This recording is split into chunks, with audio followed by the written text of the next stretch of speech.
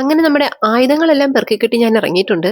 ഇന്ന് നമുക്ക് ആദ്യമായിട്ട് വന്ന റിക്വസ്റ്റ് തന്നെയാണ് നമ്മൾ ചെയ്യുന്നത്. ഞാൻ അങ്ങോട്ട് ചോദിച്ചിട്ട് ഉത്തരം പറഞ്ഞ റിക്വസ്റ്റ് ആണെങ്കിലും അതിനിവിടെ പ്രസക്തിയില്ല. സ്വാഭാവികം. അത് തന്നെയെന്നേ നമ്മുടെ ബുക്ക് മാർക്കിന്റെ സെക്കൻഡ് വീഡിയോ. നമ്മളൊരു ബുക്ക് മാർക്ക് സീരീസ് തുടങ്ങിയിരുന്നില്ലേ? അപ്പൊ അന്ന് ഞാൻ പറഞ്ഞിരുന്നു ഒരുപാട് വെറൈറ്റീസ് ഉണ്ടെന്ന്. കഴിഞ്ഞ പ്രാവശ്യം ഉണ്ടാക്കിയ ആസ്തെറ്റിക് പോലെയല്ല, ഈ പ്രാവശ്യം കുറച്ച് ക്യൂട്ട് ആൻഡ് ഇന്നോവേറ്റീവ് ആയിട്ടുള്ള കുറച്ച് ബുക്ക് മാർക്സ് ആണ് നമ്മൾ ഇന്ന് ട്രൈ ചെയ്യുന്നത്. ഇവരെ ഞാൻ എവിടെയോ നോക്കണ്ട ടോണി, പിൻട്രസ്റ്റ് തന്നെ. പിൻട്രസ്റ്റ് ആണല്ലോ നമ്മുടെ മോട്ടിവേഷൻ. നമ്മുടെ ചാനലിൽ ഞാനൊരു കമ്മ്യൂണിറ്റി പോസ്റ്റ് ഇട്ടിരുന്നു.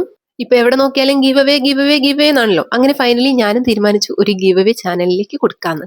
ആകെ 170 സബ്സ്ക്രൈബേഴ്സ് ഉള്ള എന്റെ ഈ ചാനലിൽ ആകെ കിട്ടുന്ന 3 കമന്റ് ഞാൻ ഗീവ് അവേ സെലക്ട് ചെയ്യാന്ന് പറയുന്ന എന്റെ ഈ വിശാലമനസ്കത ആരും കാണാതെ പോകരുത് കേട്ടോ.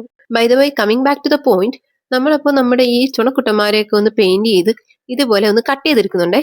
കട്ട് ചെയ്തെടുക്കുന്ന വേറെ ഒന്നിനുമല്ല, നമ്മൾ സാധാരണ ബുക്കിനിടയ്ക്ക് വെക്കുന്ന ബുക്ക് മാർക്സ് ആയിട്ടല്ല ഇത് യൂസ് ചെയ്യുന്നത്. അത് തന്നെ നമ്മൾ ഇന്നോവേറ്റീവ് എന്ന് പ്രത്യേകം പറഞ്ഞിരുന്നല്ലോ. അപ്പൊ പിന്നെ ഇന്നോവേറ്റീവ് ആവണ്ടേ? അപ്പൊ ഇനി നമുക്ക് ഇവന്മാർ എങ്ങനെയാണ് ഇന്നോവേറ്റീവ് ആയിട്ട് പണിയെടുക്കുന്നതെന്ന് നോക്കിയാലോ. ഈ വീഡിയോ എന്തായാലും ഇഷ്ടപ്പെട്ടിട്ടുണ്ടെങ്കിൽ ലൈക്ക് ചെയ്യുക, സബ്സ്ക്രൈബ് ചെയ്യുക. ഇതേപോലെ ഇനിയും ഇഷ്ടമുള്ള ക്രാഫ്റ്റുകൾ ഉണ്ടെങ്കിൽ ഒന്ന് കമന്റിൽ പറയുക.